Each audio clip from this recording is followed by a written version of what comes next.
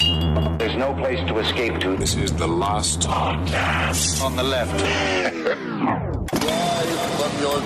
That's when the cannibalism started. What was that? You know what?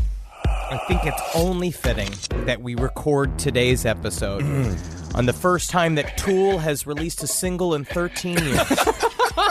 Because I really think that Howard Unruh would be a massive fan of Fear Inoculum. Really? The new dirge-like single from Tool. He might be a Maynard guy. Tool rocks, dude. Tool rocks. Are you still in Tool camp? I'm a Tool camp guy because you know what it did? It gave bass players a reason to feel cocky. Because all we have a lot of reason to feel cocky. I'm just saying, Les Tool. Claypool, come on. Yo, I know that, but Tool it's a bass player band. Bass players, they always got a big dick and can't read. That's true. Honestly, I actually agree with Henry on that one. Hey, what's up, everyone? Welcome to the last podcast on the left.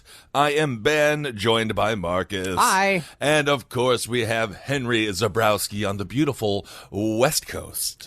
You know what? I love the way to start a week. One of my favorite ways to start a week is to spend several hours looking at old-timey crime scene photos of a mass shooter and all the bodies in the fun outfits from the 50s. They were fun. All splattered with blood to the point where I am having active shooter nightmares that are outside of just what's happening in the news. That's wonderful. Well, it's important.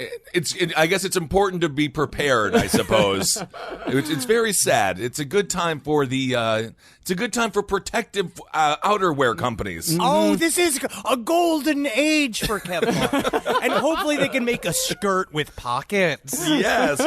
So today we're talking about a man. His name is Howard Unruh. Now, in full disclosure, we decided to tackle the subject of America's first widely known mass shooter about 2 weeks ago because we needed a one-shot episode to give us enough time to get together the research for the big series that's starting next week.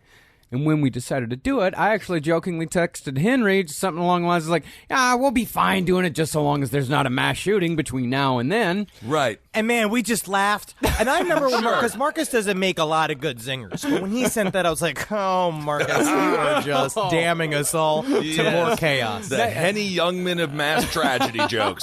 Next day, Gilroy Garlic Festival. Jesus. 3 people were killed. But, we decided to go ahead with the episode because we honestly, cynically thought, people are probably going to forget about Gilroy by the time the episode's released. They did. It's brutal. Unless you were there or you knew someone who was there, let's be honest, you probably would have forgotten about Gilroy if you haven't already forgotten about Gilroy. Here comes the most LA sentence I'm going to say is that day of I went to a yoga class and the yoga teacher was on her way to the Gilroy Garlic Festival. Jeez. Oof. Yeah, she's fine. But is yoga and garlic a good mix? Just the sweat, there's a lot of smells in yoga. Oh, God. There's a lot of the mixtures of food. What is food? What is body? I'm not sure. This is the garlic steam class? Oh, this is great. I love feeling like a piece of spaghetti in an Italian stew. Well, regardless, we moved forward. But then the El Paso murders happened last Saturday, with the Dayton murders coming later that night. And there were still others in the last couple of weeks that were barely blips in the news. Yeah. You had the disgruntled employee who killed 2 in a Walmart in Mississippi. You had the mass shooting here in Brooklyn, out in Brownsville. Yeah. 11 people were wounded, and 1 was killed. Didn't even make the local papers. Barely made the local news. It was not on the front page of the Daily News like I was looking it up earlier today. You know where it is? New York 1. That's the most. Oh, hey, the best news source in the country. Honestly, New York One. I miss it. Yes, New York One is great local New York news. It's great local news, but shit, it's not even in the Post. I remember when I used to work in the financial district, I used to turn on New York One just to see if there was terrorist activity in Manhattan so I wouldn't have to go to work. We're recording this on Wednesday before we go out for a tour this weekend. So, there's a fucking chance there might be another mass shooting between now and the time we release on Friday night. Yeah. In other words, if we were to wait until there were no mass shootings to cover a mass shooter, we would never cover any mass shooters. And why? But then the question is, Marcus, why are we covering mass shooters besides the fact that we run a podcast where we cover every single thing that is dark and fucking horrible? Because these dickheads are just as worthy of our scorn and derision as the serial killers we cover week after week. Absolutely. And this story is fascinating, no matter what the context. So, we're going to move ahead with where all this shit started, Camden, New Jersey. Oh, can you smell the street fish? Yes. Oh, it's like the mailboxes of farting. Beautiful Camden, New Jersey, where every angel's got a stogie in her mouth. All right. Camden's a wonderful place. They have beautiful streets, a lot of grass, and they have homes there. Now, a lot of people think that the era of the mass shooter began with Charles Whitman picking off college students from the bell tower at the University of Texas in 1966. But almost 20 years before that, there was Howard Unruh. It's like Charles Whitman. Charles Whitman's Led Zeppelin, right? But Howard Unruh is the Trogs. Oh, no kidding. Over the course of 13 minutes on September 6, 1949, Howard Unruh took what came to be known as the Walk of Death through his Camden, New Jersey neighborhood, murdering 13 people and wounding 3. Now, at the time, Unruh was diagnosed as a schizophrenic, mostly because people back then, they figured there was no way somebody would do this if they weren't quote-unquote crazy, and schizophrenia back then was just kind of a catch-all diagnosis for abnormal and disturbing behavior. Okay. But who knew that his behavior was sort of like a seed that would be pushed deep into the soil of America and be one of our common methods of everyday crime? Essentially just some weird, whatever it is, the dark soul of this country that is expressing itself in these explosions of violence. Yeah, absolutely. Howard Unruh was one of the very early examples of that. But Howard Unruh was not a schizophrenic. Admittedly, though, Unruh did have his pressures. He may have suffered from post-World War II PTSD. He was a veteran, and he was gay, living in a time when homosexuality was not only unaccepted, but fully illegal. It was fucking illegal to be gay. I forgot about all this shit. It's bad. To be fair, I'm not sure how well it's doing in Camden, New Jersey right now either. But we can just imagine. Those cigar-smoking angels are getting blown out every other day. It's Jersey, baby. All right. But perhaps the biggest pressure of all on Howard Unruh was that he, like the vast majority of mass shooters, was an unapologetic, unlikable, incurable asshole comparable to awkward dickheads like James Holmes and Sung Cho. That's his biggest flaw. Right. Is he was a fucking asshole, and he looked like a nerd Frankenstein. He really did. He was all forehead. He looked like Lurch if Lurch got wedgies from bigger lurches. Whoa! And today we call Howard Unruh a psychopath. When Howard was asked why he did what he did, he only expressed remorse that he didn't kill more, saying he'd have killed thousands if he had enough bullets. Oh, you're being scary, Mr. Unruh. Right. So you mentioned Cho and Holmes, of course. That's the Batman movie theater shooter and the Virginia Tech shooter. Aurora correct? and Virginia Tech, yeah. Were they influenced? Did this man influence anybody? Or No, he was forgotten. Okay, for the totally most forgotten. part. Okay. Outside of true crime circles and academics, Howard Unruh just kind of went away after 1949 because, there wasn't anything else like it until 1966. And honestly, people wanted to forget about Howard Unruh. It was at the time, it was one of the most terrifying things to ever happen in America. So they weren't doing like Camden, New Jersey, like, it's the Death March tour, come on down. And they didn't set up like fake targets and stuff like they would do now? They didn't have as much of a rockabilly movement in Camden at the time. Well, the thing about Unruh, though, is that as far as the media coverage goes, a guy named Meyer Berger actually won the Pulitzer Prize that year for his writing on the Camden Massacre. It's beautiful. It's a beautiful article. It's go and read it. It's Meyer Berger. I can't remember what. There's on the Pulitzer site. It's called Mass Shooting Tight Deadline. He wrote it within 6 hours of going and doing the interviews. It's taught in journalism schools now. It's one of the most beautiful pieces of true crime writing I've ever read. It's up there with Capote. Okay. Now, and as far as sources go, we didn't actually mean to do Harold Schechter-sourced episodes in a row, but we discovered after getting into Unruh that Schechter had written a fantastic chapter in a book called Rampage that was about the Camden Massacre. So that, along with a wonderful in-depth piece in Smithsonian Magazine by Patrick Sauer, provided a lot of the information you're about to hear. Also, Inside the Minds of Mass Murderers, Why They Kill by Katherine Ramsland, which has some... She does jump to a lot of conclusions in her own version of a jump to conclusions, man. Right, of course. About spree killers. But her information is pretty solid. Yeah. It's a pretty good little read. Oh, yeah, Ramsland's a hell of a researcher. Great. So, without further ado, let's get into the story of America's first widely known mass shooter, Howard Unruh. Now, as far as Howard's upbringing goes, it wasn't marked with the sort of tragic events you might expect. The most abnormal aspect of his childhood was that he didn't walk or talk until he was 16 months old, and he had, quote, a prolonged period of toilet training. Mommy, I don't think you understand. I just like to sit. Yes, honestly, that's not bad. I didn't talk until I was 2 years old. I grunted, I rolled over, my brothers brought me everything. It didn't make me lazy in any way. Weird. But now I've made up for not speaking, but that's not that abnormal. Yeah, exactly. Like, it's not that weird. It's not that weird. No. I couldn't tie my shoes until I was 8, and they thought that they put me in remedial classes for a hot second, thinking, again, that I was mentally handicapped. But actually, I was so not mentally handicapped that I had problems with my fingers reaching my shoelaces. Oh, really?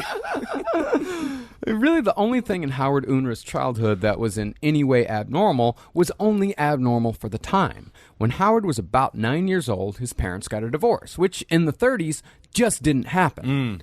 His parents were Sam and Frida Unruh, and his father worked for the American Dredging Company, and all that dredging kept Sam out of the house, which contributed to the disintegration of his marriage to Frida. Also, he worked at a company where the job was just, I guess, lifting things out of sludge. I don't know know. what dredging is. Dredging is dragging the bottom of the river for treasures or bodies. That's honestly. So it's not romantic? He doesn't come back with a bunch of, like, toilet seat rims? And I'm like, hey, honey, look, I got another Christmas wreath. We put a couple of bows on this shit. Jesus is gonna love it.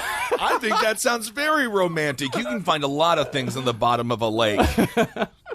So after Sam Unruh left, Howard's mother got a job as a packer at the Evanston Soap Company and supported Howard and Howard's younger brother, James. I will say pre-automation jobs are funny to me. Yeah, packer. A at a soap dredger company. and a packer. Oh, we're a packer and I'm a dredger. We have a family now. You used to have to work in this country. I know.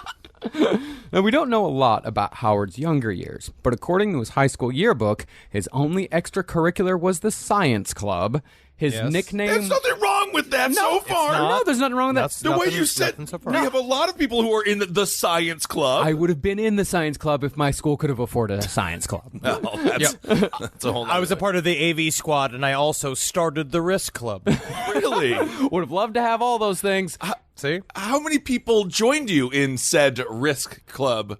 There was 5 stalwart members, each one braver than the next, each one more bespectacled next to the next. There was a man that we called Ten Eyes because he had 5 sets of glasses on. Oh, he must have been very good at Risk. Well, furthermore, in Howard's yearbook, they listed his nickname. His nickname was How. Sure. Okay, makes sense. Yeah, Howard, How. Be kind of like if my nickname was Mark. yeah. Would be better. It's better than calling him Ard. Yeah, we should start calling Howard's Arts. Ard. And Howard Unruh's life ambition at the age of 18 was to be a generic government employee. Again, great benefits. He was just making practical decisions as a 15-year-old. Honestly, so far, so not abnormal. Yeah, and as far as his grades went, he was also unremarkable. He earned mostly B's in the area of cooperation, courtesy, and dependability. So far, this man is making me feel really bad about my own adolescence because my mom used to say C's get degrees, when in reality C pluses get degrees, but that was my report card. And he did get some C's. He got C's in the areas of mental alertness and personal impression. What is the class of mental alertness? They just clap in your fucking ears?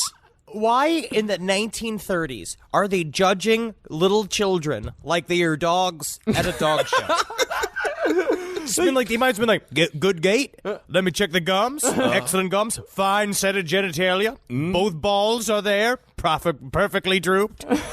Dude, last time I watched Westminster, there was a judge that was actively molesting the dogs.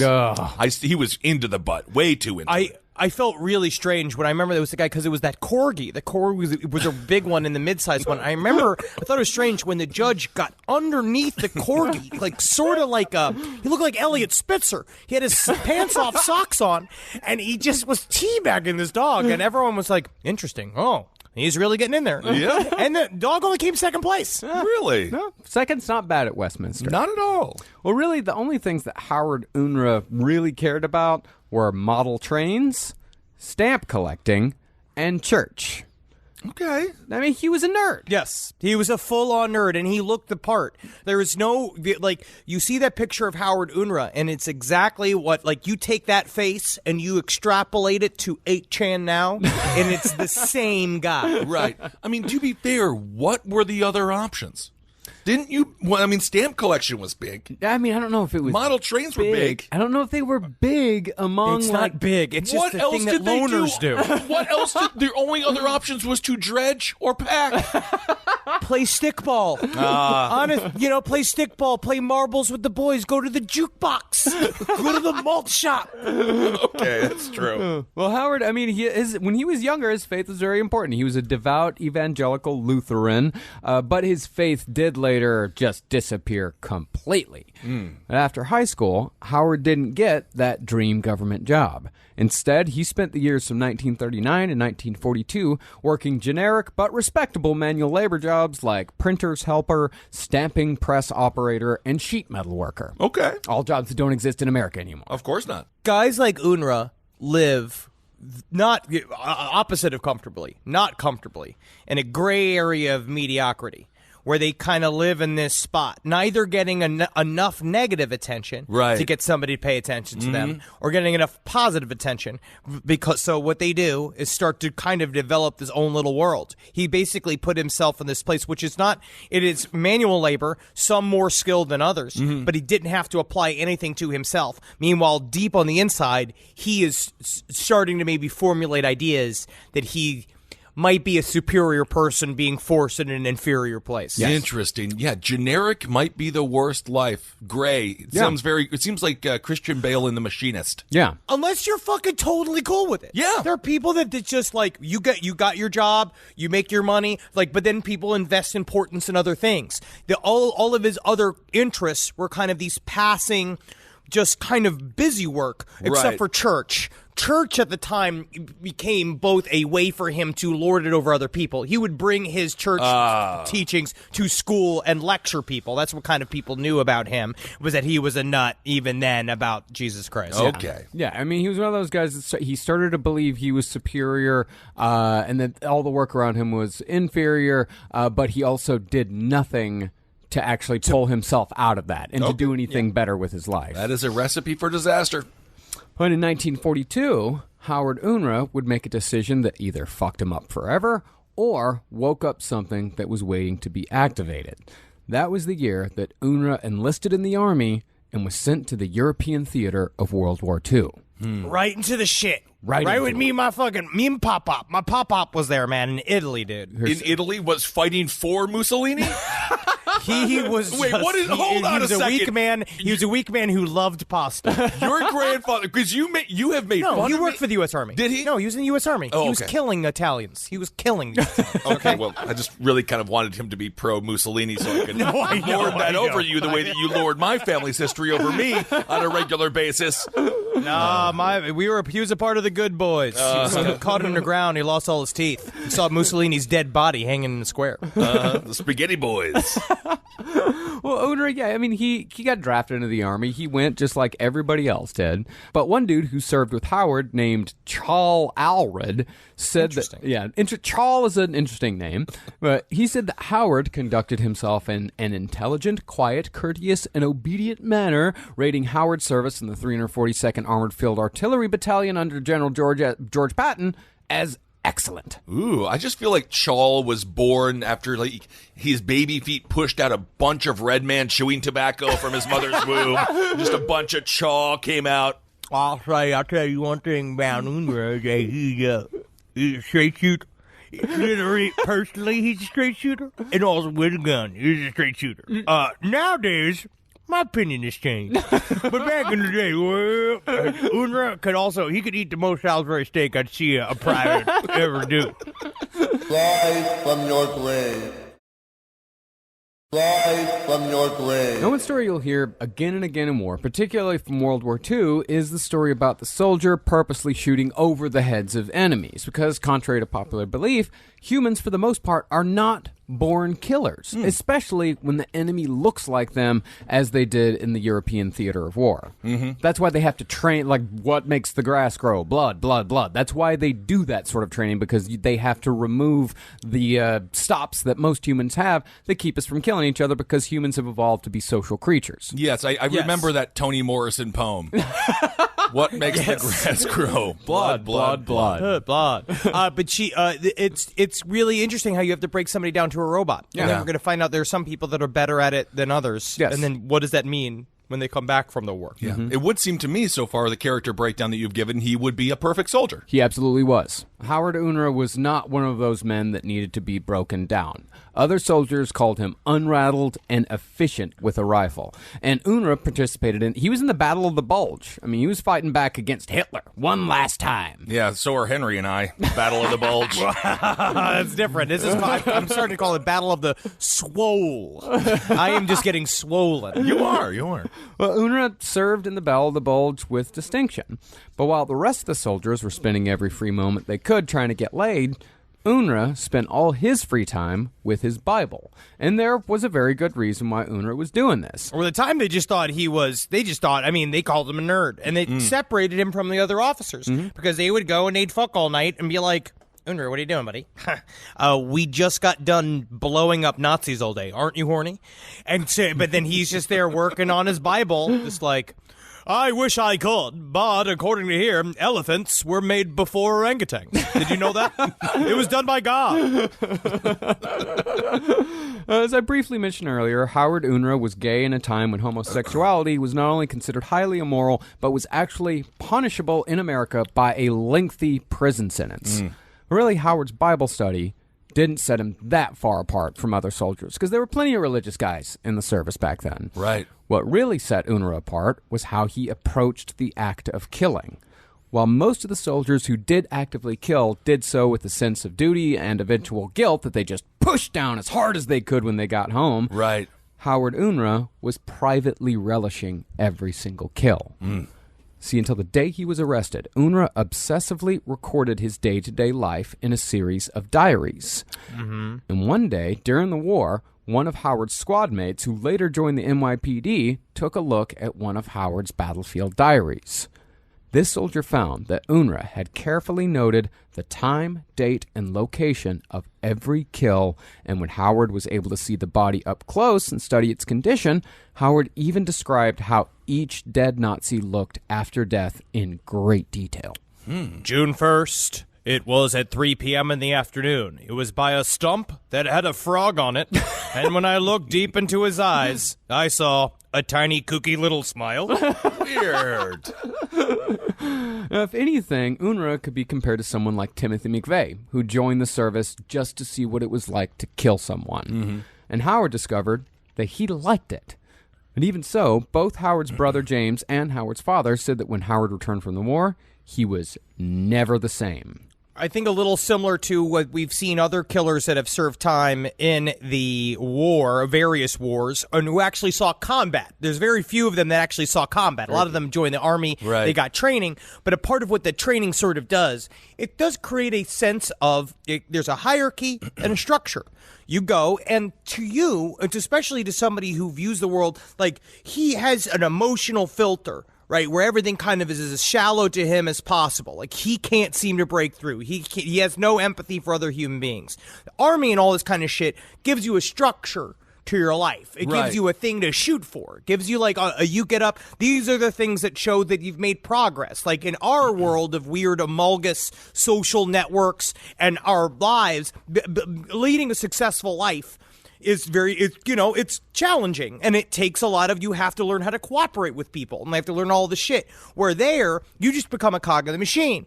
And then when you're kicked out of the structure, someone like Unruh, who every day you had things to do, things that you were supposed to accomplish, and then all of a sudden you just got to figure it out on your own. He never had those skills. He went from school to the army, where he just fucking went from one set of handlers to another. And then he's back out being like, all right, good luck. Have fun. Do you want to be a barber? You want to be a scientist? I don't know. Bye, Unruh. It's interesting, though, because now, I mean, it also seems as if he could be praised when he gets back for all of his work. We're looking over the diaries, but I'm thinking there was a movie made about a sniper, the American sniper, and he had every single kill registered, and it was used as a point of pride. Mm-hmm. Well, it wasn't. I don't even know if it was a point of pride for Howard Unruh. Like, it was more just. It was more not even really an obsession. He just liked it. It was just something that he enjoyed. Like, I did this. This is something like, and he liked to relive it because it's, kind of almost like a serial killer with a trophy. Mm-hmm. It's a way to like relive those kills, like to note the time, date, place, and the location of the body. That immediately takes you back to that moment. Right. You also got positive validation for it. You got but every single time he killed a German, everybody was super, super happy. And then it was like a thing where he was making people happy, even though personally he could not connect. Yeah. So when Unruh got back from the war, he wandered from job to job, never lasted more than a few months in any job. I mean, the closest he got to ambition was when he enrolled in pharmacy school at Temple University, but even that only lasted about 3 months before Howard dropped out for quote-unquote health reasons. Yeah, I have this thing. The doctors diagnosed me with, I have dick fever. So I can't really make it to school because I am just, wow, I need to get some of that dick. I see. All right. Speaking of which, I mean, he did attempt a relationship with a woman from his Bible study group. As, Bible study groups have long been a dependable dating pool for closeted men and women. Oh, yeah. Because it allows for appearances while giving a convenient excuse to avoid sex. My church, Good News Fellowship Church, it's still around in Stevens Point, Wisconsin. They would marry large lesbians, butchier lesbians with really petite gay men.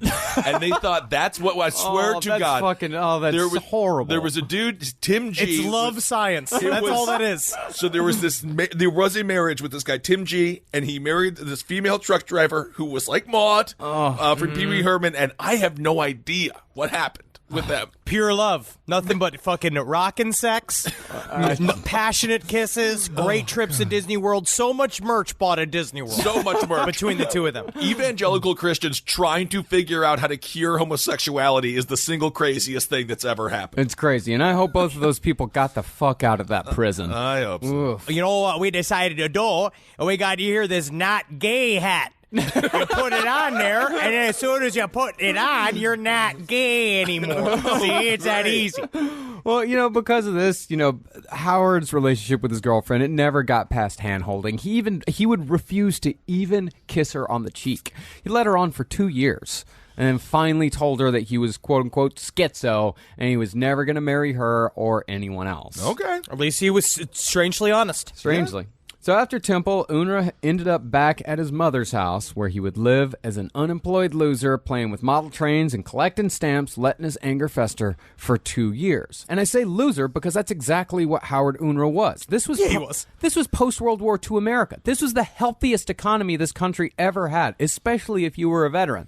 He could have gotten a job at any time. My grandfather became the head of travel for Pepsi. Like, these are these things where, at the time, you left World War II and you came to America as a hero. This is when it actually would have benefited you, and you weren't a pariah of society, and you weren't destroyed. Some of them were destroyed by shell shock. Yeah. But, they learned to smile, and they learned to put paste in their hair, and they learned to pump several loveless children into a wife that they wrote letters to for several years. Look at that. Isn't that nice? I mean, so he played with model trains, played with stamps, he stewed, he was angry. He's just Neil Young. But you got to have a hit record career first, right? And you can lose your life to model trains. But the war was the hit record. But also, you have to be such a dictator to be into model trains. It is like me with Civilization 5, where you just are like, I decide if the trains go or if they stop. I decide if the trains get to where they're going. I also decide if I don't just blow up this whole fucking table if I want to. Yes, your obsession with Civ 5 is very Machiavellian. Machiavellian. Machiavellian. I gotta get it out. I know. You should try No Man's Sky. It's a space exploration game. Oh, is that the one with all of this? That's all with all the planets where you go to different places and you find resources? Yeah, they updated it about a year ago. It's much better now. I love it. I play it all the time now. There's not enough killing. Oh, no, there's tons of killing. All right, this is the Wizard and the Bruiser. You just kill animals and plants.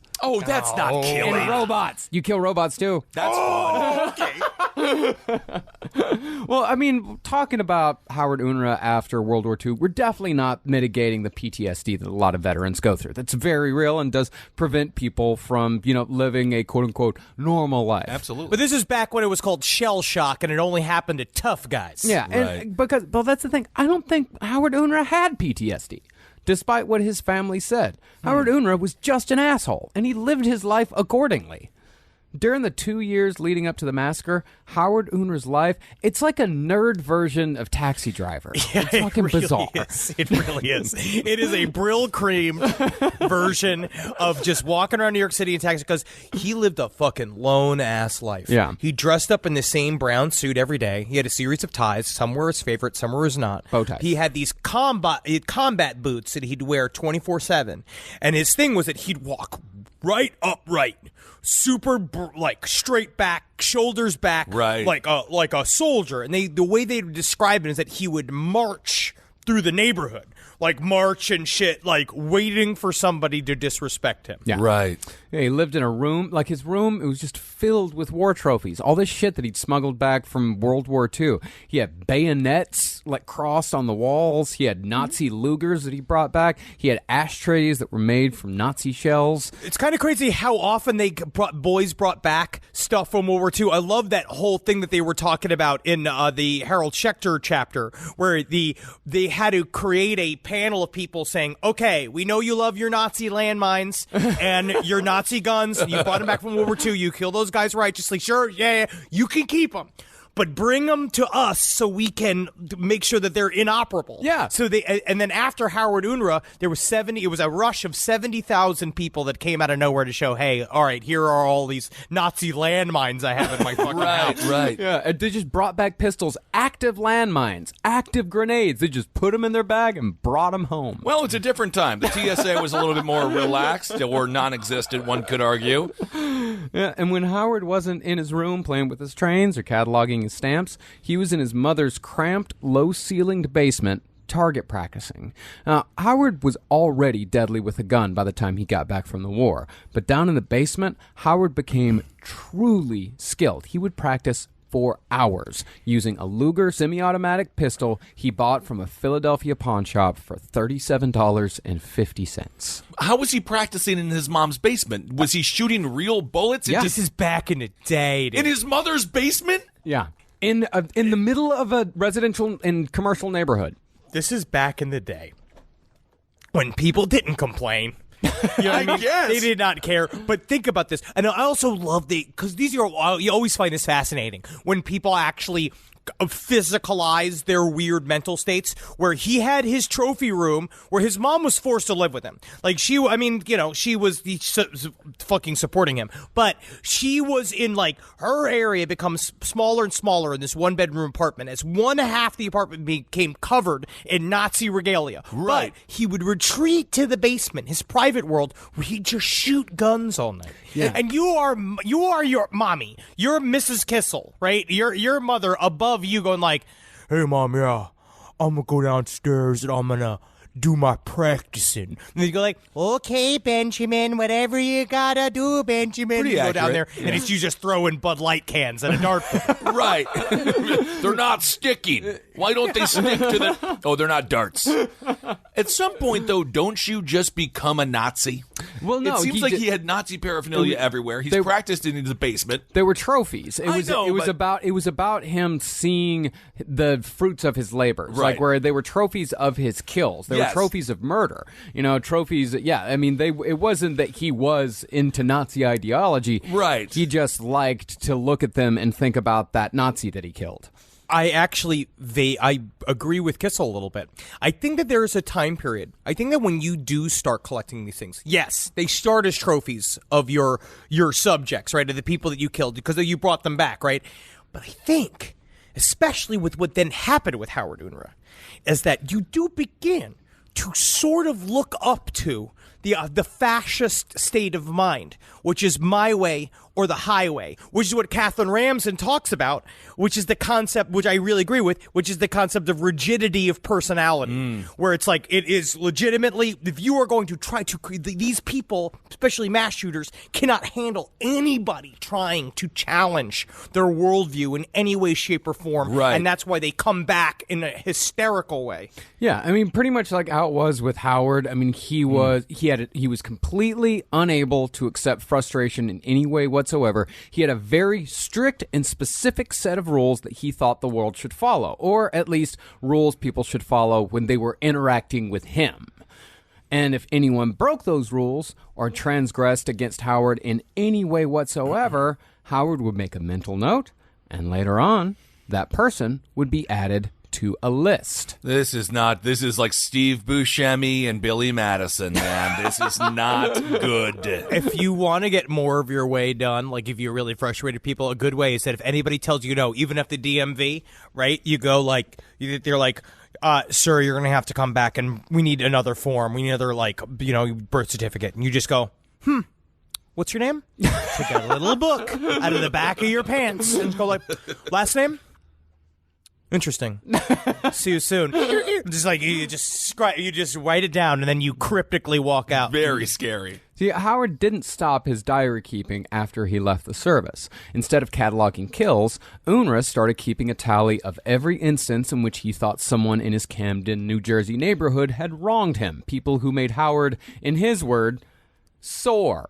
Mm-hmm. If you do not want to be screamed at, get out of Camden, New Jersey. And this man is in the single worst place ever to not have any kind of ability to deal with someone criticizing or just calling him a hard F word every now and again. Yeah, you're going to have a hard time in the entire tri-state area. Jeez. Well, the barber, Clark Hoover, had been doing some construction work in a vacant lot adjoining Howard's home, which had caused Howard's precious basement to flood. So, Hoover made the list. That's the scribble noises. He's just staring, looking at his wet bullet casings. Then you had the shoemaker, John Pillarchick, who had a habit of using Howard's backyard as a garbage dump. He's on the list. You also had Dominique Latella, who owned a local restaurant and referred to Howard as a gun-toting, quote-unquote, gangster. This is not my gun, this is my pet. I'll tell you what, you dirty Italian. I killed so many of you on the other side. Oh, you flip-flopping, spaghetti-loving Italians. Whoa! You don't think I won't put a hole in your rigatoni? I'm sorry. Go to sleep, my precious little pet. I named her Gertha. Oh. She's from Germany. Gertha the gun. But what's wrong with being called a gangster? He didn't like it because it was derogatory. Gangster was a derogatory term. This is back time, too. It's like if you wanted to get calling somebody a gangster or a pimp in the 1950s was a way to get punched in the face. Okay. Yeah. And there was even a teenager named Carl Sorg who had sold Christmas trees in the vacant store under Howard's apartment. And Sorg had run an extension cord into Howard's basement to light the trees. He'd stolen electricity. I will say these grievances are adorable suburban gripes. Yeah. Well, the problem is that you are a George Costanza until you're a Howard Unruh. I understand it up to a point. I understand the little frustrations building. You see each one. It's being like, oh, you're taking my lumens? You're taking my photons? But there was nobody in Howard's neighborhood who pissed him off as much as his neighbors, the Cohens. Maurice, the patriarch, owned and ran the local drugstore, and he lived next door to Howard. Maurice, it was him, it was his wife, it was his young son, and his mother. And in this case, it was definitely Unruh who was at fault. See, Unruh liked to listen to the radio on high volume all night long. Clang, clang, clang with the trolley. Ding. Boom, boom, boom, boom. Yeah. Boom, boom, boom.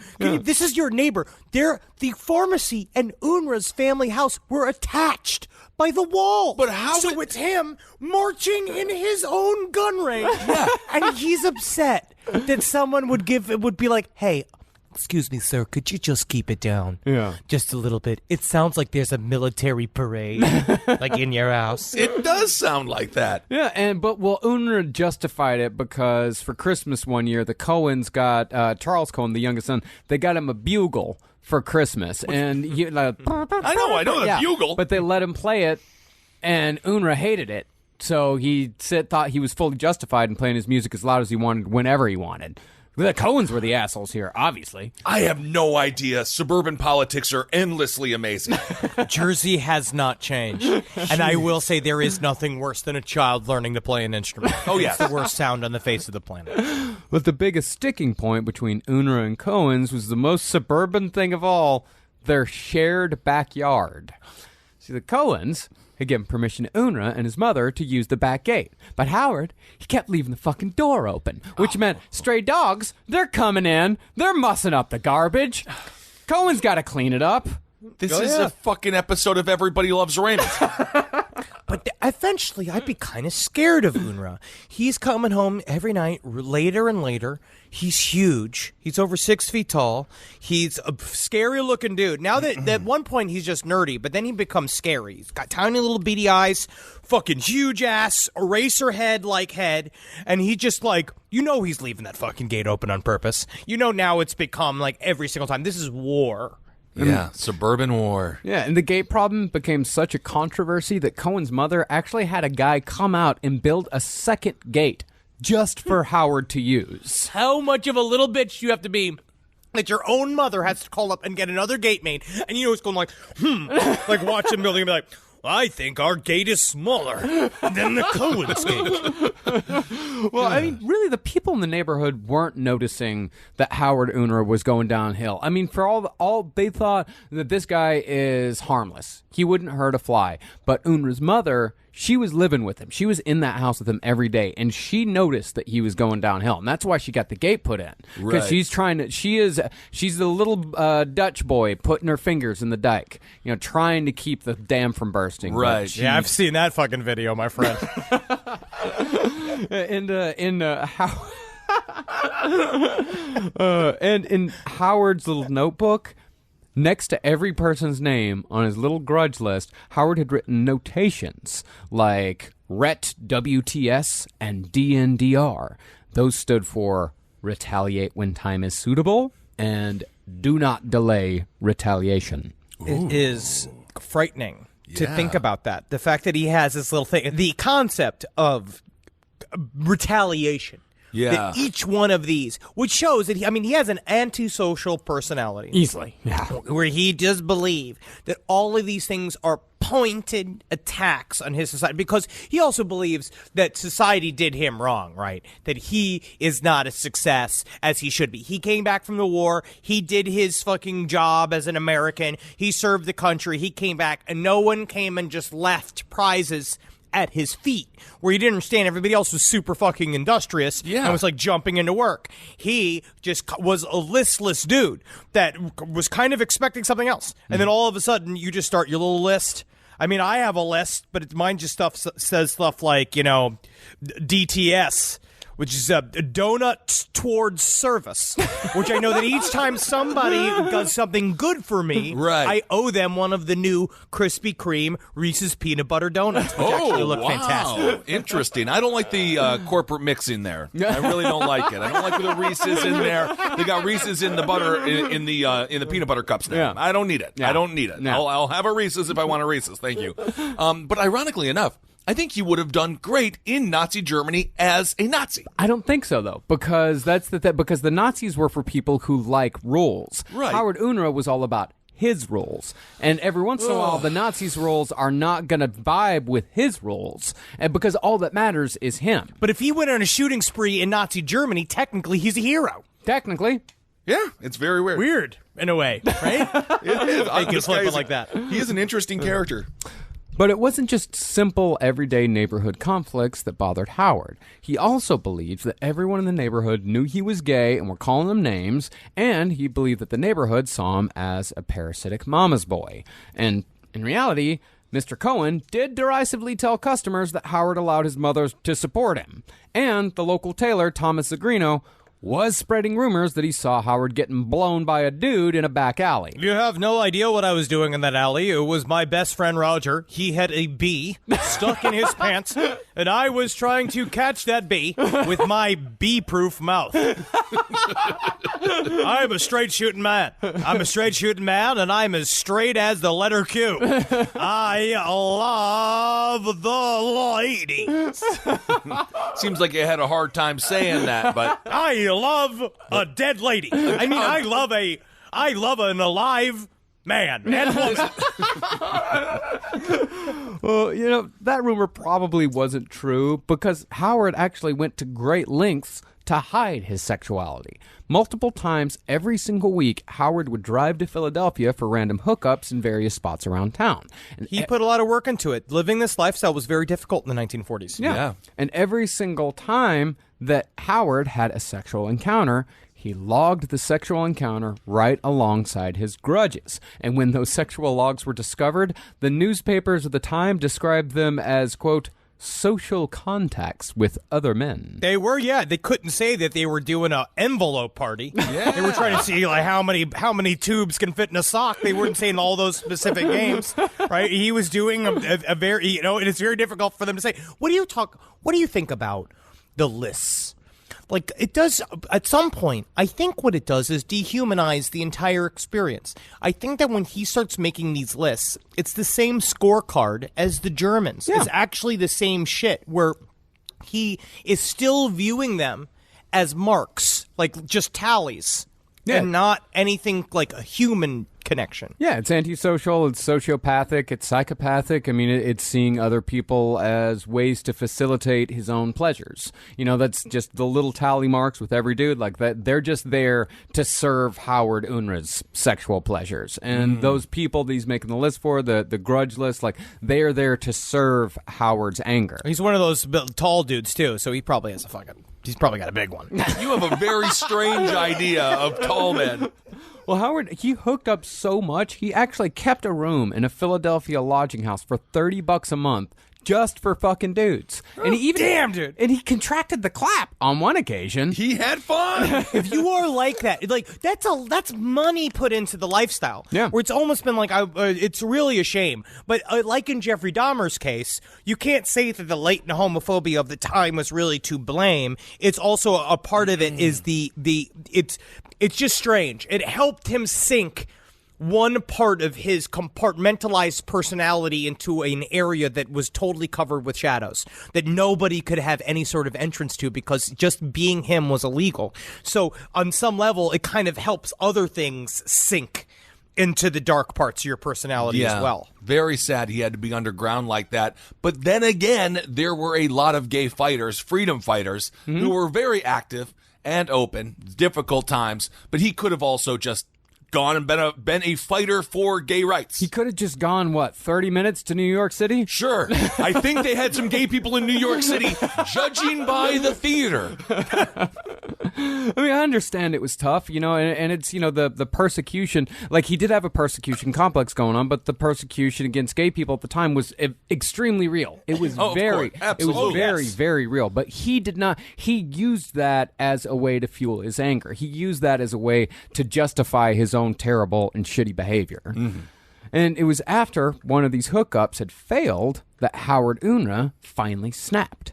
On September 5th, 1949, Unruh had a date waiting at a cruising spot on Market Street in Philadelphia called the Family Theater.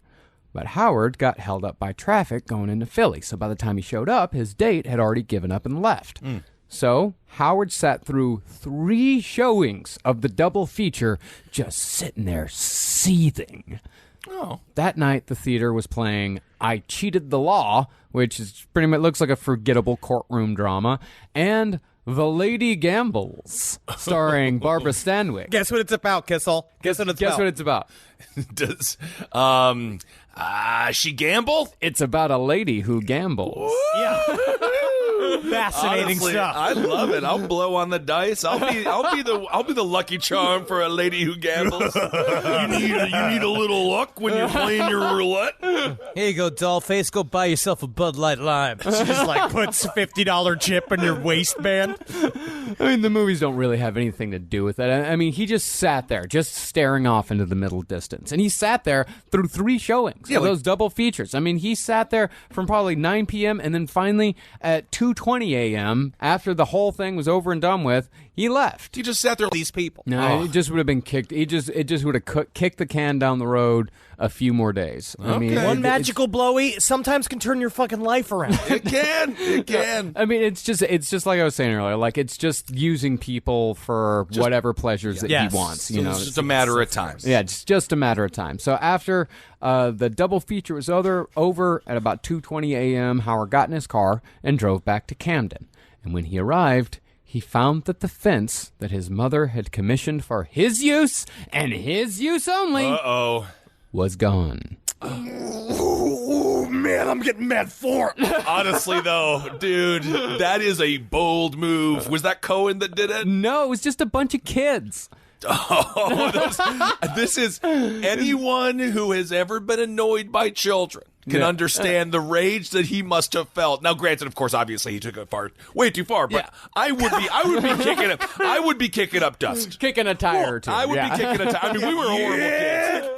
My favorite stunt we ever did, I think I've told the one where we just moved everyone's mailbox one house down. That's fun. That was the greatest stunt of all time, but I know it must have really angered some people. If there was one Howard Unruh in that on that street, and that was the final straw. Yes. This is what you really need to think about. What kind of pranks you're pulling and what kind of fun things you're having with your weird little neighbors. Yeah. I'm not blaming the victims here, but remember, if he looks like, if he's got a spider web of veins that are slowly growing from around his eyes to the middle of his forehead, and he seems to be getting more and more agitated, maybe lay off. Maybe bring him some ice cream. Like, I don't know, do something fun for him. Oh, he'll just be upset. He'll be like, butter rum. Butter rum, what do you think I am, some kind of queer? No, it's just butter. I love butter rum ice cream. It's I know what you're saying. I'm not. I know what message you're sending. I'm straight. Yeah, you know, even though it did turn out to be just a bunch of kids, but Howard decided that it had to have been the Cohens. And this, like Henry said, this was the last straw. Unruh went inside, laid in bed, just stared up at the ceiling, fantasizing about how everyone on his list was finally going to pay.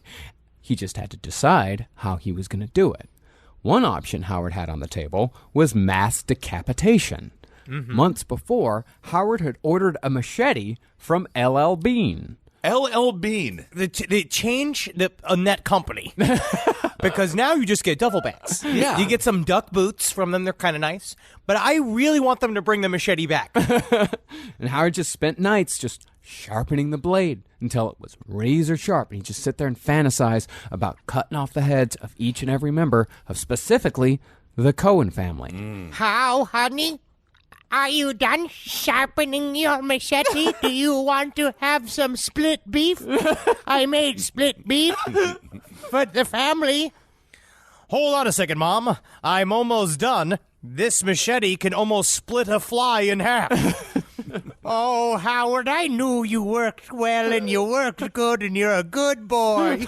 Aw. Very scary. Very scary. But eventually, Howard decided that the machete just wasn't efficient, and instead decided that the best way to get everyone was to use his semi-automatic Luger pistol, made deadlier by years of target practice. Okay. So Howard loaded 2 clips and dozed off for a couple of hours until the shops were once again open the next morning, because Howard knew that that would maximize the body count. Rise from your grave. Rise from your grave. Now, as far as mass shootings in America go, Howard Unruh was not the first. Not even a year before Unruh's walk of death, a man named Melvin Collins had shot and killed 8 people from the second-story window of a boarding house. But there are 2 reasons why nobody knows the name Melvin Collins. The first was that Melvin's murders got no attention even at the time because Melvin and his victims were all black, and the news media just didn't give a fuck. I mean, even today, when you Google the name Melvin Collins, the mass murderer is actually the 5th result. And even then, it's just a short entry on Murderpedia reposting a 300-word piece that barely qualifies as an article from the November 1948 issue of Time magazine. But the second reason why Melvin isn't known is because besides just race, Melvin's background was totally different from Howard's. See, Melvin had a demonstrably violent criminal record, which included 2 stretches in prison for gun-related crimes and an attempted murder charge after Melvin tried to stab his own brother to death. I will say, these guys are definitely doing a good job of reforming the nerdy names Howard and Melvin into being extremely scary names.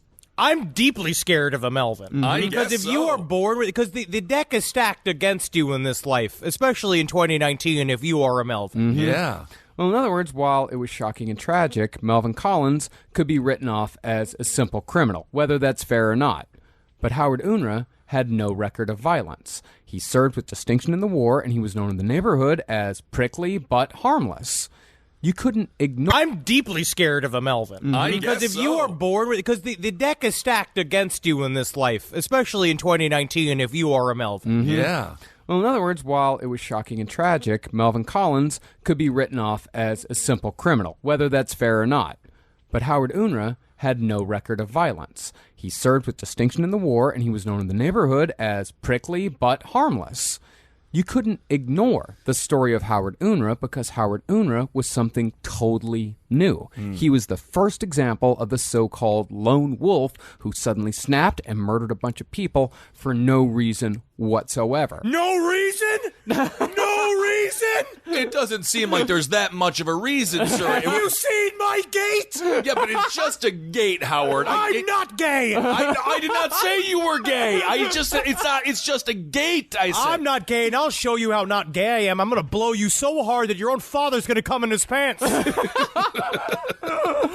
Well, today we call what Howard Unruh did, we call it mass murder. But back then, in 1949, some people actually tried to coin the term super murder. Oh, my God. By attaching it to horror movies, fast cars, atom bombs, and, of all things, fucking Superman. There is a way to extrapolate this entire theory, which is they sort of hint at it because they were saying that the atomic bombs and all this shit, the atomic age, was going to make new supervillains. And that sort of like the movie Unbreakable, that basically people would show up and create mass violence in order to see if Superman will appear to stop them. No, just like Mr. Glass. Jeez. Well, it's also tied into, with the whole pop culture thing, blaming pop culture. It always is like it's always amazing. They've been doing it since, I think it was 1953, Frederick Wertham, The Seduction of the Innocent. Like, Frederick Wertham, he went up in front of fucking Congress to talk about how Tales from the Crypt was turning the nation's youth into a bunch of juvenile delinquents that were going to murder us all in our sleep. They've been trying to blame pop culture for violence since the fucking 50s, and it's fucking dumb. Because Unruh was no more inspired to kill by the mummy's curse than Eric Harris and Dylan Klebold were inspired by Doom and Marilyn Manson. Right, absolutely. And they do that that was the most infuriating thing about the coverage of El Paso and Dayton. The video game conversation drove me insane. I can't believe we're still there. He's a terrorist, and Unruh is. That's what we're saying right here. Unruh is not a terrorist. No, he's which right. is also the difference too. This is the type of example of a crime that we're showing that's also uniquely American. Our version of domestic terrorism is actually plentiful throughout the entire world. That we are just experiencing it all the time now. Yeah. Unruh though was a little firecracker that just fucking turned out to be an atomic bomb in the middle of New Jersey. I think we could probably retrofit the term domestic terrorist and place it over Unruh, though. I don't think we could, because that's the thing. He had no no point. He had no point whatsoever. He wasn't trying to make a point. He had no political ideology behind him. It was all just the fence? Yes. Yeah, he just... But it wasn't just the fence, Kissel. It was about what the fence represented. It was that he was a veteran that was disrespected, and he was straight, no matter how much sex with dudes he had in the backs of Plymouths or in movie theaters. Yeah, I mean, the guy in El Paso, he is a terrorist. He is a domestic terrorist because he is using violence to try to scare people into believing his political ideology. Unruh was just trying to make the people who broke his precious little rules pay. That's all he wanted to do. Okay. He wasn't trying to change anyone's mind. He had no political ideology behind what he was doing. He was just an asshole. All right. And make people pay is exactly what he did on September 6th, 1949. That morning, Unruh woke up at 8 a.m. and walked down to a breakfast of fried eggs and milk that his mother had prepared. I love a good old-fashioned number 2, which is any food that I eat that makes me immediately do liquid diarrhea. Yeah, that's exactly what it sounds like. After breakfast, Unruh went down to the basement and fetched a wrench that he'd kept near the stairs just in case the Sorg kid ever came back. Unruh then walked back to the kitchen and brandished the wrench towards his mother, because his original plan was to kill his mother first, to save her the shame of having a son who was capable of doing what Howard was about to do. But Howard found he couldn't do it. Instead, he just hung the wrench over his mother's head as she asked him, "What do you want to do that for, Howard?" over and over and over again. Can you imagine your huge son coming in the room? He just lifted the wrench over his head and stared at her. We're like, "What do you want to do that for, Howard? What do you want to do that for?" Yeah. And he's just trembling and staring and trembling Saying nothing. and staring. And then he's like, "I guess I'm just going to leave. Yeah. I'm just going to go exit stage right." And she just like fucking scurried out of the house as he's staring with a fucking wrench extended in his hands. Yeah. Poor woman. Poor woman. She ran to a neighbor's house. Like, she had no idea what the fuck to do. Yeah. And after his mother left, Howard collected his weapons.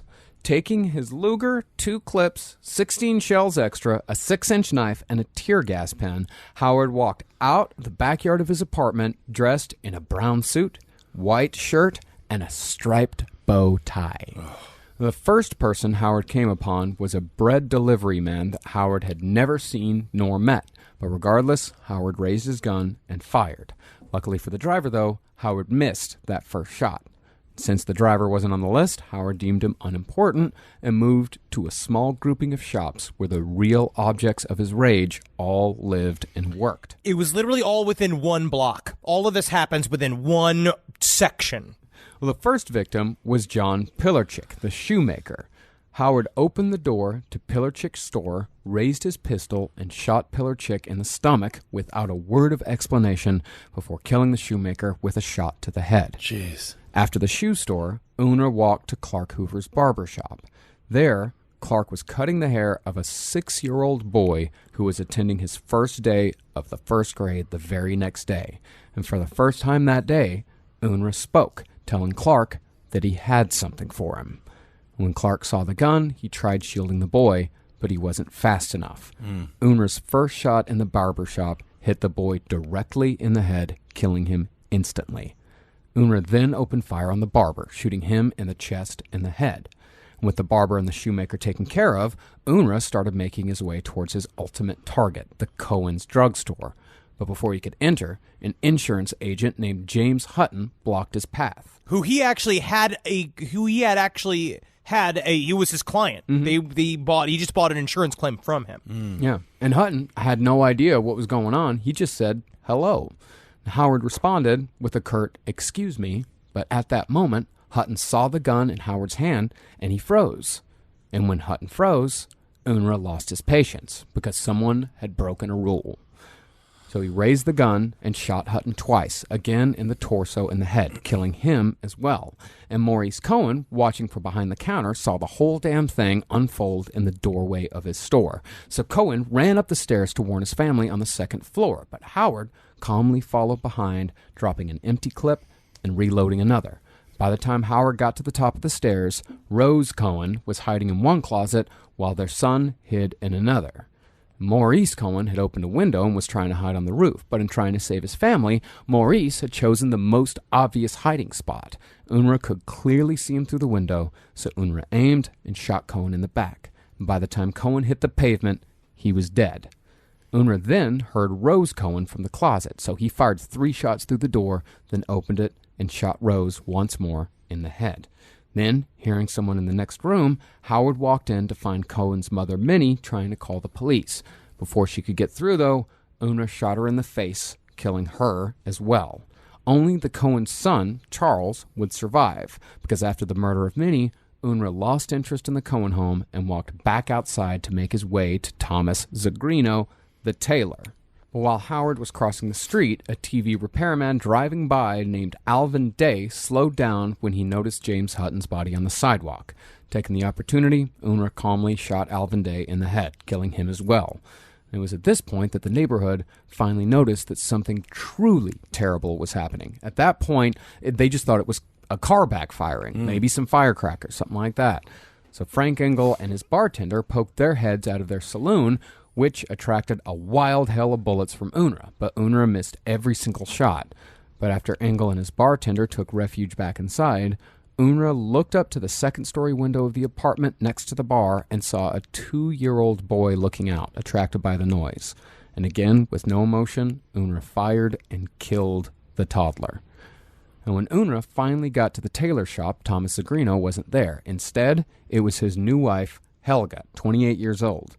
Unruh ended her life with 2 more shots as people outside tried taking cover.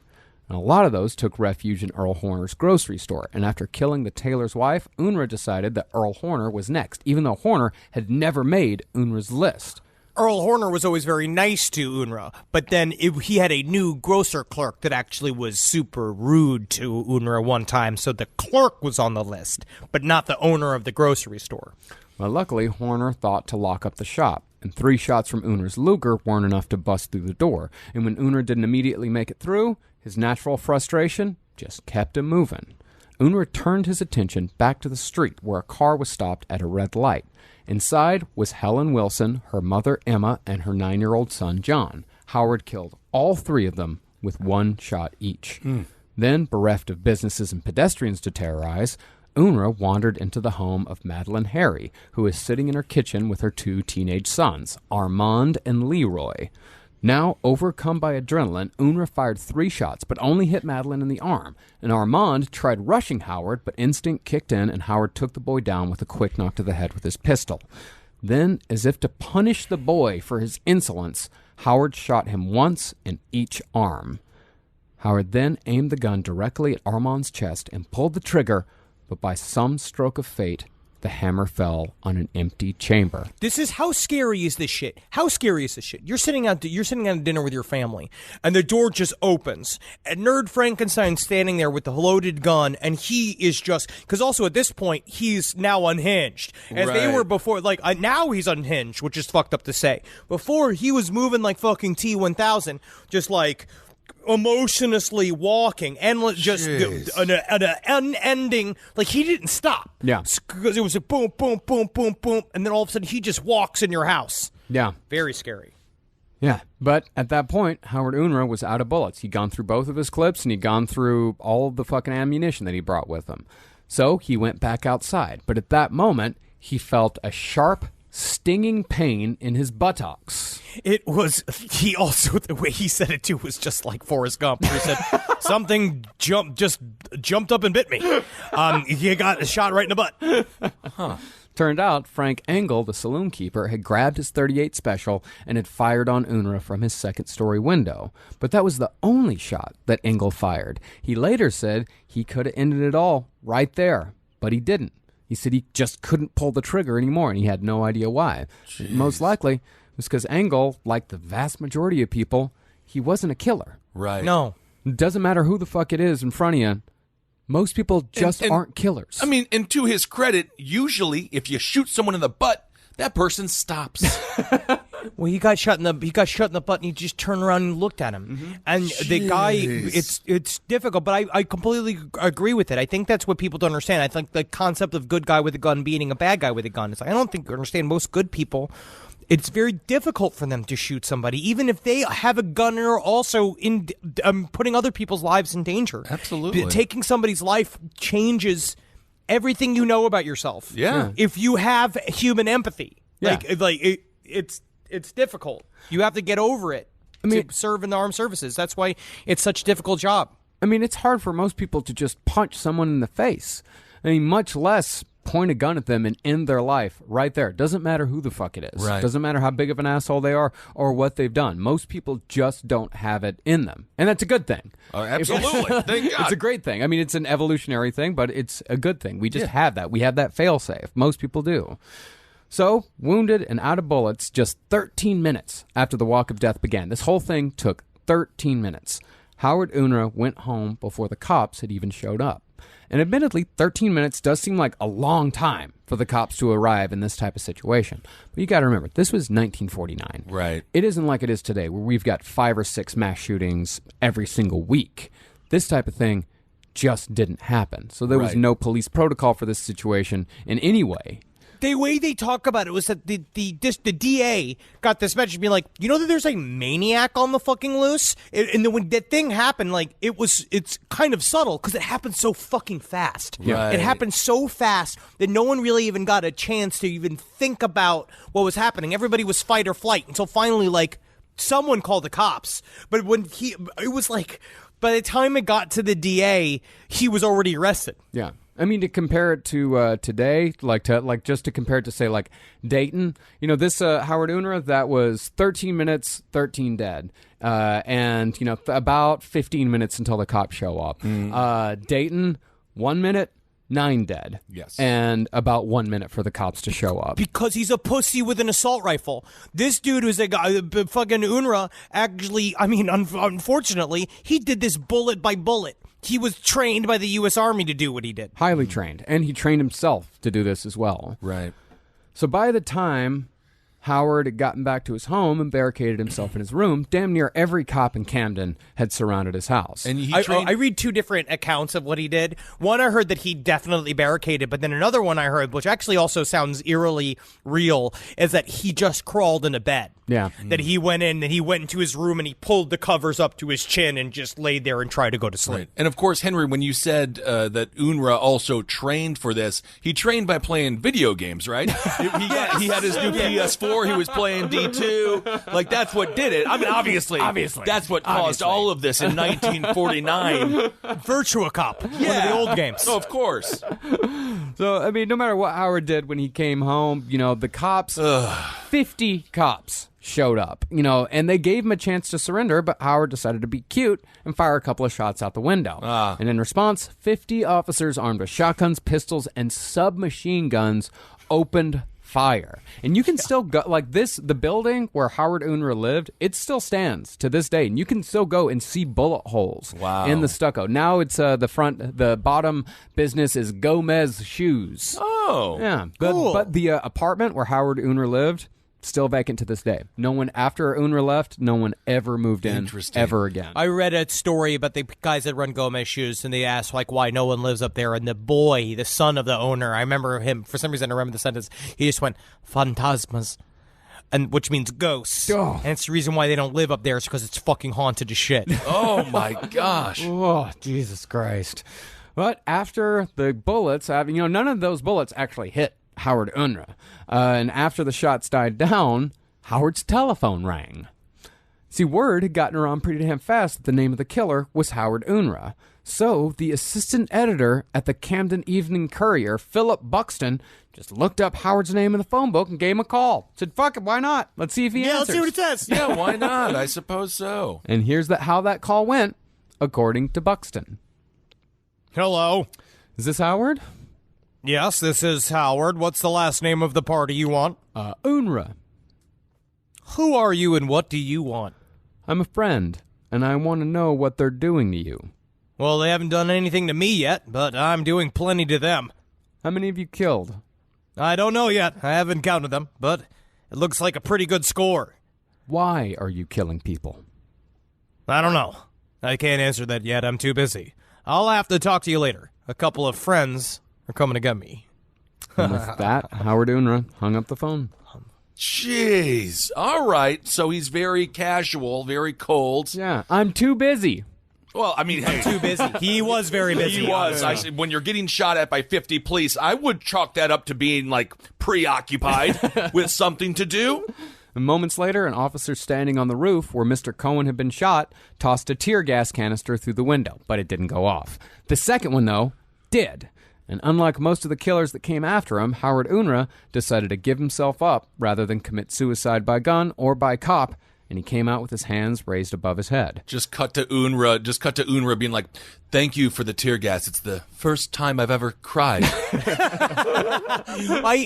I wonder why he didn't commit suicide. This is the most common way these crimes end is suicide, and it's very he didn't have a plan. He obviously had no clue that life would continue going. Yeah. After he enacted his revenge. Yeah. And as one of the officers led Howard to a squad car, he asked Howard if he was a psycho. And somehow Howard took this as a huge affront and replied, I can't, no. Yeah, he replied, quote, I'm not a psycho. I've got a good mind. That you answered that like you're a psycho, Mr. Unruh. I'm not gay, that's for certain. Oh, I did not even say you were gay. I said psycho. I'll suck your dick, though, to show you how gay I'm not, how much I'll gag on it. I'll gag on it and gag on it until you come in my throat. I'm not gay. Are you gay? Oh, I'm gonna get my notebook. So after his arrest, Howard was immediately taken to a Camden detective's office and interrogated, and Howard confessed to everything, retold the whole story in a calm, collected, unemotional tone. And they could not handle that. They couldn't. They could not handle it.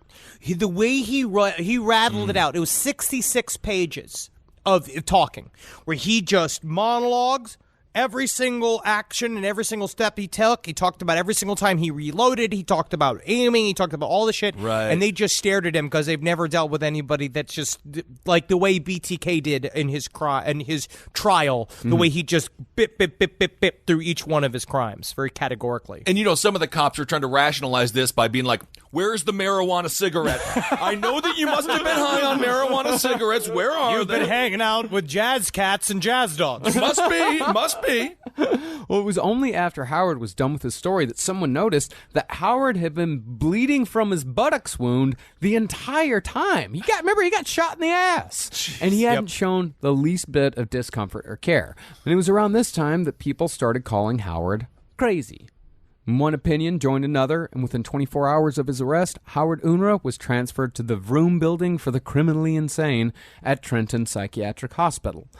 The day that Howard Unruh was arrested, that was the only day he ever spent in a jail cell. Wow. After being examined by a team of psychiatrists for weeks, Unruh was diagnosed with, quote, dementia praecox mixed type with pronounced catatonic and paranoid coloring. And that is also called... he's a white guy. Prison for a white guy. He's kind of a jerk, but if he comes in here a second time, we'll let him go. Okay. In other words, they diagnosed him as a paranoid schizophrenic because they'd already decided he was crazy and they needed to make it sound good. Unruh had not a single symptom of paranoid schizophrenia. He had no commanding thoughts, no commanding voices or anything like that. He did it because he fucking wanted to. Yeah, he was a fucking asshole. Yeah. Wow. And he was declared too mentally ill to stand trial. Now, it could be said that Unruh's statements during those examinations were colored by the psychiatrist's use of sodium pentothal, a.k.a. truth serum. This drug was used in conjunction with a psychiatric technique known as narcosynthesis, which was originally used to treat PTSD, but was used on Unruh to, quote-unquote, recover memories. Because they were trying to see why he'd done this. And, there must be something in his past. Something must have happened to him. That one little seed that made him do all of this shit. He just kept on repeating, the fence. The fence. The fence? The fence has been stolen.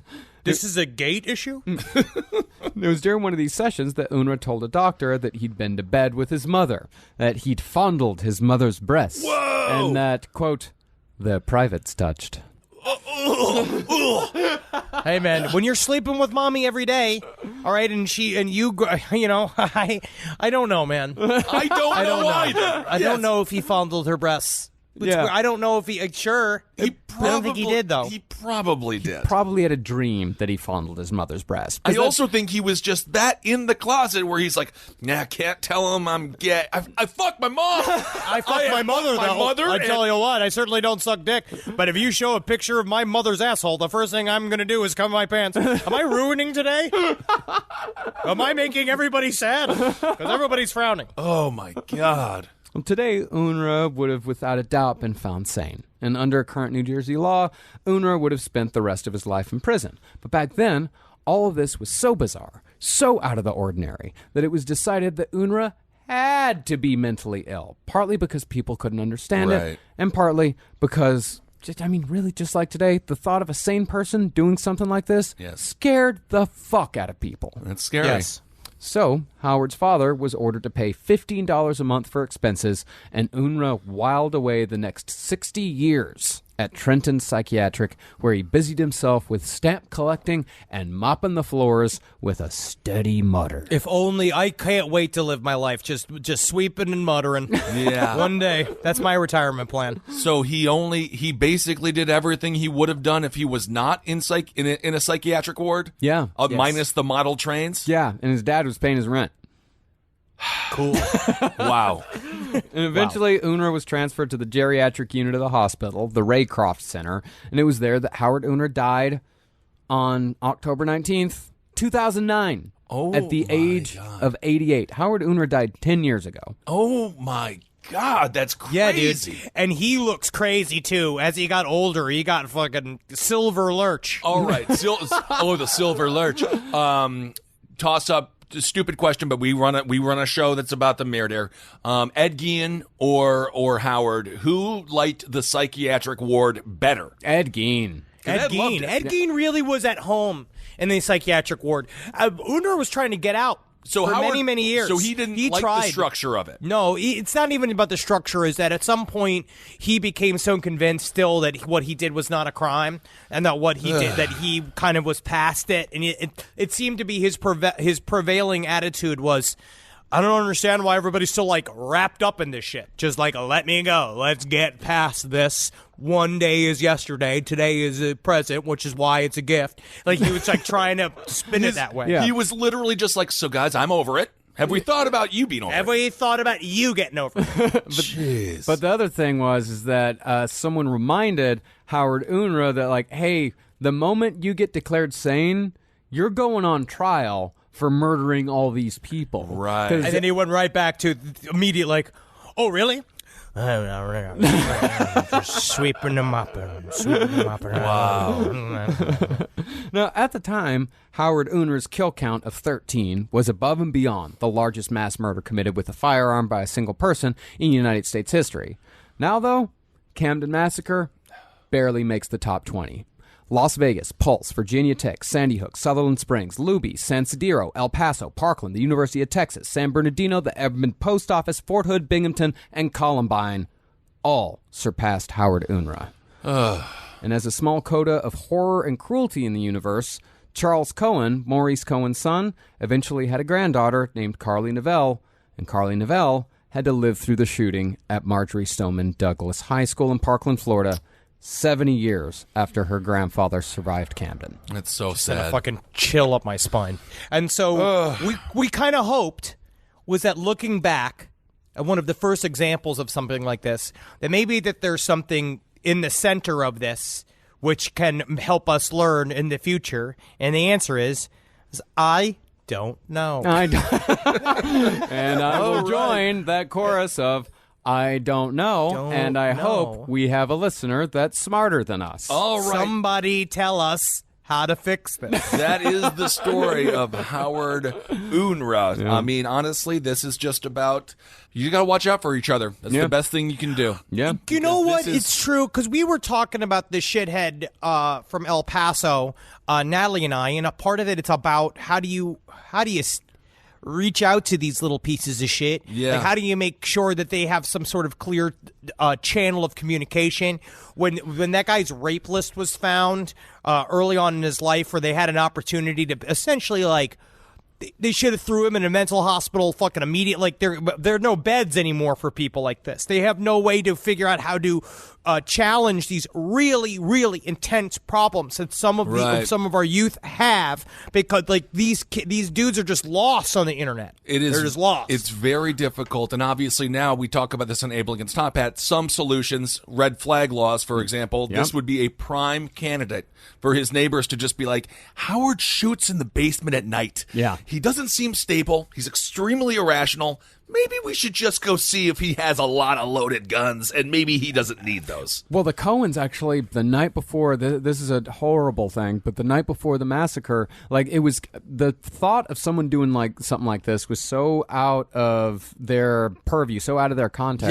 Yeah. They joked the night before. Like, It's honestly they like- joked the night before, like, man, that dude's probably gonna kill us someday. Well, They're what- like, it's dumb. What haven't we seen so far? We haven't seen something that will most likely occur, which is going to be a drone mass shooting. Yeah. That will happen. It'll be done by a dude in his basement, and we won't even know where it is for a long time. And they're going to, I mean, there's, it is. No, now this is like- we're just at this crux where we are now so paralyzed with the fear of this scenario that nobody is trying to figure out. There's nobody who's got the balls to really stand up and like do a clamp down. I do appreciate our sense of freedom in America, and I know why they don't want to. Like, I vaguely understand the concept of not wanting these gun laws. I don't know. I mean, I am obviously out of my depth politically trying to discuss these fucking issues, but it's got to be something done. And a part of it is that how do you divide the line between nanny state and, like, sometimes the government can really help you by fucking scooping you up and putting you in a room for a little bit, and they can, like,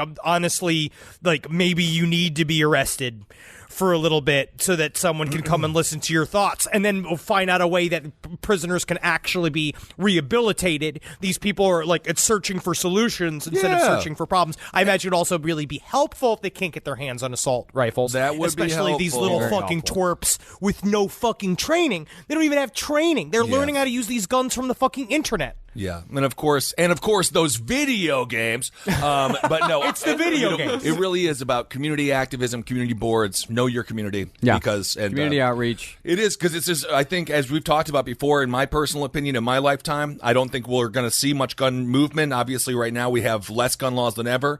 Semi-assault rifle ban was allowed to expire after Columbine. I think we had a chance in this country. We did. And then once Gore lost, I think we let that Parkland, expire. man. Oh yeah, And I mean, also, after fucking one Sandy Hook happened, and we allowed all of these kids to get murdered, and then we didn't make any sort of change towards. I mean, this is obviously, we're heading to very heady waters here. Yes. And I am personally out of my depth when it comes to talking about gun laws, but maybe something can be done. Yep. Well, Maybe anyway, something. that's a conversation that we would continue to have. Able Against Top Hat side stories, we address it. But this was just absolutely fascinating to hear a story that is so timeless in American history. It is a tale as old as American history, and that was really informative. Yeah. The only difference between now and then is that now that story would happen in an Amazon warehouse, because there's no longer a shoemaker, a barber, and a tailor. And if they're really good at it, they can get on the cover of the Rolling Stone. So, all right, everyone, that is Howard Unruh, the first mass shooter in American history. Or I suppose the second after Melvin, the but first widely known mass first shooter, the widely first known. lone wolf. All right. Well, now it's time to tell you where we're going to be this weekend. Because Yeah, there's just on nothing stage, scary. completely vulnerable, just standing up there with no body armor on. Come in and check us out. We're already in Midwest right now and loving it. Loving our people. Loving it. We Loving it. We We're love about our to see big our other Midwest people. You got to buy them tickets to Atlantic City. You got to buy them tickets to Bethlehem, Pennsylvania. Yeah. And you got to buy them tickets to Port Chester, which I've heard, again, is the most beautiful city in the Northeast. Really? Yep. August 16th, Atlantic City. August 17th, Bethlehem, Pennsylvania. August 18th, Port Chester, New York. Just come on out. Yeah, as Henry referred to it on Side Stories, that is our Gallagher 2 tour. AC, Port Chester, and Bethlehem. I can't wait. But seriously, come on out. We cannot wait to see you Come all on out, yeah. in those areas. And then, of course, we're doing Dublin, Bristol, Edinburgh, Manchester, Birmingham, London, Birmingham, London, Stockholm, and Berlin in September. Yeah. Cannot 4th wait. and 18th. Cannot wait Go for to that. lastpodcastontheleft.com. There are links to every single ticket that you want to buy. Yes, absolutely. And August 11th, I'm doing a premiere at in Milwaukee. It's a smaller theater there by the Pabst Theater of Hail Yourself America. So if you haven't got tickets, get tickets to that. Make it a full Last Podcast weekend, and we'll go have some bursts afterwards and eat some meats and cheeses and have a good Milwaukee time. Yeah, man, fuel that gout, Kissel. This is the time. This is the golden age of gout. Henry, you didn't gout? Get out! Get out! All right, everyone, thank you so much for listening. Hail yourselves! Hail Satan. Again. Magustalations. Help me. This show is made possible by listeners like you. Thanks to our ad sponsors, you can support our shows by supporting them. For more shows like the one you just listened to, go to lastpodcastnetwork.com.